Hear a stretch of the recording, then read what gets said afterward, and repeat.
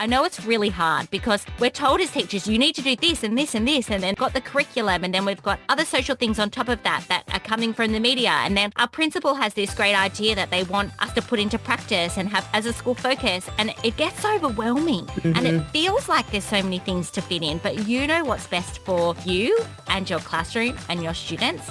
Welcome to Rainbow Skies for New Teachers, where we're all about bite-sized tips and simple strategies for bright and busy new teachers. If you're in your first few years of your career and want to make the rollercoaster ride of teaching more fun, streamlined and stress-free, you're in the right place. We're Ashleigh and Alisha, the dynamic duo from Rainbow Sky Creations, and we're excited to be your teacher mentors on the go. There are rainbows ahead, my friend. And together, we're unstoppable. Let's get into today's episode.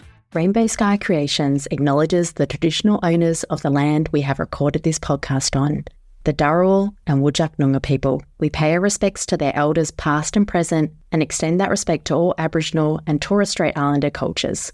This episode is brought to you by Transform Your First Years. If you are ready to feel more confident and ready to head into the classroom feeling ahead of the game, come and join our membership for new teachers. The link is in our show notes. Hello, Alisha. Welcome back to Rainbow Skies for New Teachers. So good to be here. I always love our weekly chats on the podcast. Same. It's my favourite time of the week when we sit in our wardrobes with clothes all around us, dark little rooms, ready to have a little chin wag about teaching. Yes. It's so good. And I do like the topic we're going to talk about today, which is 7 strategies for fitting in all the teaching. I think there was always that one thing that stressed me out the most when I was in the classroom was, how am I going to fit this all in? Definitely. It's something that all teachers battle because there's not enough hours in the day. No, there aren't enough hours in the day. And I think that's where we need to change the narrative on what we mean when it comes to fitting in all the teaching, because you do have enough time, but you just need to kind of change your mindset on time when it comes to teaching in the classroom. Probably just life in general.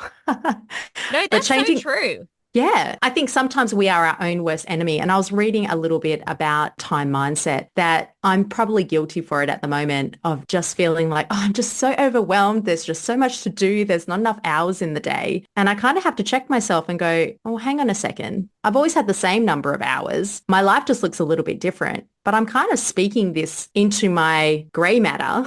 And I need to change it. So it's like, I'm just overwhelmed at the moment, or there's enough hours in the day for the important stuff. And I think that's what we need to incorporate into teaching. There are enough hours in the day for the important stuff. I think teachers can get very caught up with all the other things that are happening when it comes to administration and expectations, that the important stuff are those kids in your classroom. And I guarantee you have enough hours in the day to do what you need to do. And if that just means pulling back a little bit, it's going to be okay. Your kids are still going to walk out at the end of the year being superstar learners. They might even be better than if you did fit in all those things. So I team taught with another teacher. Her name was Rach, and she taught me the best lesson I've ever learned as a teacher. And that lesson was less is more. So her day was always less. She just did less in her day with the students. She was one of the best teachers I have ever worked with. She had more connections with the students. They were never rushing around. She always had time to stop and answer their questions, and also just stop and take note if they weren't getting something, or if a particular student needed that little bit more of help. She was never rushing them along. And when I team taught with her, we were actually job sharing. So I was doing 1 or 2 days a week in her classroom. So I really wanted to do it her way because I was entering her classroom. When I started to teach like that, she was like, you know, you've got a full hour, just do maths, and then you've got a full hour, do science. And it was no, don't like squeeze this little spelling lesson in here or squeeze that in there. My days were so much better. The kids' days were so much better. And I think her students walked out of that classroom knowing so much because they weren't being rushed. My daughters also have this ballet teacher, and she does an individual part of this ballet lesson where they have to gallop up the room. This is when they're in preschool. And she just waits for the kids. And it's okay. If they're not ready, they come over. She takes her time with each child. And I always look at her in awe, and I think I'd probably be saying, come on, hurry hurry along. We've got to get to the next one. But that's not what she does. The children really respond to her in that way. So this is two different examples of just slowing down and how that can be really good for our learners. But we do have some more tangible ideas in order to fit in all of the teaching. So I'm going to give you a little recap and then we'll dive into each of them. So number one, for strategies to fit in with all the demands of teaching is managing your expectations. We need to be flexible. We need to utilize small groups, which I think is going to be Alicia's favorite in this podcast. We will see as we go along. Identify events in the term so we're not getting caught out. View your program as a wish list, not a must-do list, and integrate learning. Yes. And the last one was less is more. And I think that encapsulates the think quality over quantity. Yes. If you incorporate that as your ethos, you're going to find life as an educator a lot easier. I needed to do that much sooner in my career. So let's start off with the first one, manage expectations. So what we mean by this is, remember, not all students are going to walk away from a lesson mastering that skill. And that is okay. If you keep that in mind and have a large portion of your class making connections, then you know you're on the right track with your teaching. If a lesson bombs, reflect on it, make adjustments and tackle it again. There is a reason why students are exposed to the same skill year after year. We're starting with the foundations. We're building up, we're building up, we're building up. I had one of my colleagues I used to work with and he would go to me, Alisha, look, if 70% of your kids walk out of that classroom or out of that lesson and they've made a connection, they've understood and they're ready to move forward or to keep building on that learning, you've done great. It's fine. Like there's always going to be a loss. There's going to be a percentage who are just going to be like, oh, yeah, no, just not quite there yet, miss. I'm ready to do that again and again and again. So manage your expectations. It's okay if everybody isn't having big fist pumps in the air like they've got it, they've mastered it. Yes. And learning is not linear. Mm-hmm. It goes up and down and different students get better at different paces, and we need to take that into consideration too. Also, by rushing along and trying to keep filling the curriculum, if they haven't got those base level, and they're never going to get the next thing. So we don't want holes in their learning. We don't want them to be trying to do things that they're not ready for. So just lowering yourself down, managing your expectations, and really meeting the students where they're at is where you're going to get the most success. That is correct. Which moves into the next one. Be flexible. Be open to make adjustments to any systems you have put in place, or think of your timetable allocations. If you're trying to cram too much into a literacy block, consider pulling back. Exactly what Ashleigh was talking about with her colleague. Yeah. Slow it down. If you need to work on explicitly teaching their phonics or a reading comprehension skill, or you need to do some problem solving and really dive into that, give yourself that 55-minute block or 45-minute block and just focus on that. Don't try and go, oh my gosh, we're going to do reading, phonics, grammar, and I'm going to do 10 minutes here, 10 minutes there, and 15 minutes at the end. It's going to stress you out. It's going to stress the kids out. And I can tell you right now, they're switching gears too quickly. When you're there switching between tasks, your brain is only operating at like 20%. We want their brains to be operating at 80% and above. And to do that, they need the time to focus on that one specific task. Gear switching isn't going to be helpful for anyone, especially you as well. Yes, for you as well. I was a bandit for this. And it's one of the things that I really regret in my classroom is doing too much and switching gears too much. I remember looking at my day plan thinking, oh my gosh, we've got a spare 10 minutes here. I'm going to squeeze this in, like, and get it ticked off the list. That's not doing anyone any good because they're not getting that deep learning. So be flexible with your times. Make sure that you're not trying to fit all of that in, but going more quality, which we will talk about as we go on in this episode, but more quality instead of just trying to fit in a million things. I know it's really hard because we're told as teachers, you need to do this and this and this, and then got the curriculum, and then we've got other social things on top of that that are coming from the media. And then our principal has this great idea that they want us to put into practice and have as a school focus. And it gets overwhelming and it feels like there's so many things to fit in, but you know what's best for you and your classroom and your students, and you need to trust that and back yourself. 100%. I think sometimes I used to get to like near the end of a term and I'd be like, oh my gosh, I haven't done enough HAS. We're falling behind. And I would just be like, you know what? We're having a HAS day. We're having a HAS week. We're having all HAS afternoons this week. And just being like going, I have allocated that time to focus on something I may have neglected or fallen by the wayside, just took the pressure off everyone. The students would do amazing because they had a whole week to delve into this learning. So be okay and be flexible at letting the timetable look a bit different for a week or two. It's gonna be okay. And I think sometimes as new teachers, you feel like you can't deviate from what you have fixed in that timetable because parents have that timetable. They're expecting it to be that way. Trust me, it is okay to deviate from the plan. Give yourself a break. For sure. All right, let's move on to the next one. Utilizing small group activities. Oh, you know I love this one, Ash. I know. Look, there is so much learning that can be taught and consolidated during small group work. The groups may rotate in single or double lessons. Like sometimes I might just do a morning literacy block and I would just have 4 activities set up. But one of those, I knew the kids were going to come sit with me. And I wasn't one for big rotations. Like it was literally like maybe we had 2 literacy block. Like I've gone an hour and a half lesson. I'm like, all you've got to do is 2 activities in that time. I would give them that full like 30 minutes to really focus on that activity. And then I knew the students that were with me were going to get some really one-on-one time on where they needed for their learning. And if I had kids who were a little bit off track or they're just kind of having a chinwag with their friends, and I know that they've grasp that concept, I wouldn't be stressing out about it. I'd be like, obviously they just needed a bit of regulation. If I check in with them and got them to do that activity, they'd probably nail it. And if they didn't, I'll have a chat with them and we'll work on being better learners next time there's independent tasks. But I can really vouch for seeing huge growth in my students when I incorporated small group learning. I could target where my students were at and my students could become better independent learners and allow themselves to practice skills that they needed more time with without that real pressure of like, we've all got to do it now and we've got to do it this way. It gave them to have some autonomy over their learning. Yeah, and it allows you to work on a variety of different skills in the one session. We spoke about in episode 18, building fluency in maths when we were talking about some different math strategies. And this is one great way to include some of those fluency games. You can include them as an activity when you're doing small groups. You could do that for literacy. You could do that for maths. You could do that in lots of different areas. But I just wanted to say that. You just wanted to say that small groups are the bomb. That's what you wanted to say.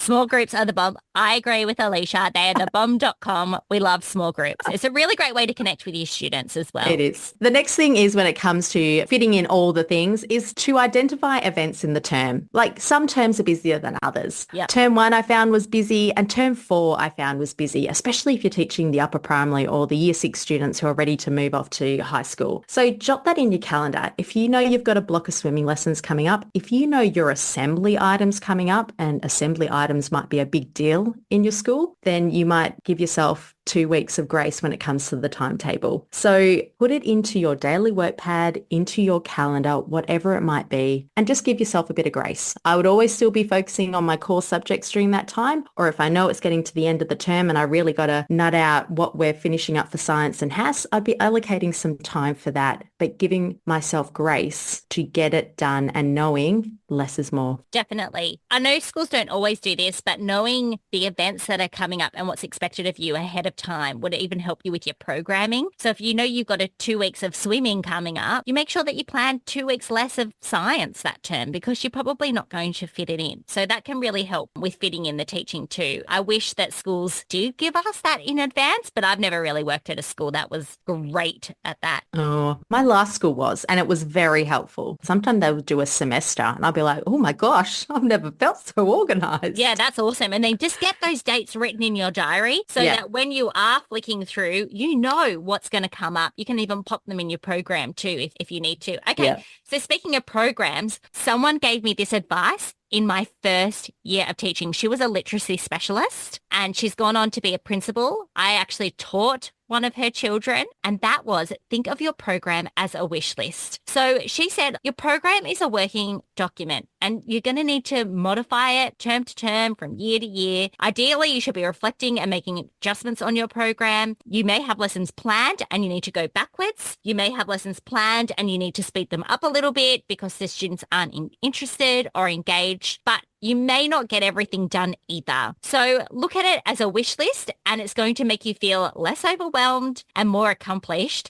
at the end of the term. Yes, I love this one. Like I used to underplan for usually those inquiry topics because I always found I just couldn't squeeze everything in a 9-week block. But if I gave myself 2 weeks grace and just did 8 weeks, I'd be like, great, super. Now, if you're at a school where they're like, well, I have to plan for 10 weeks and that's just what's expected of me. Cool thing is, if you don't get through that whole program, you've already planned 2 weeks for the next term. So well done you for being ahead of the game.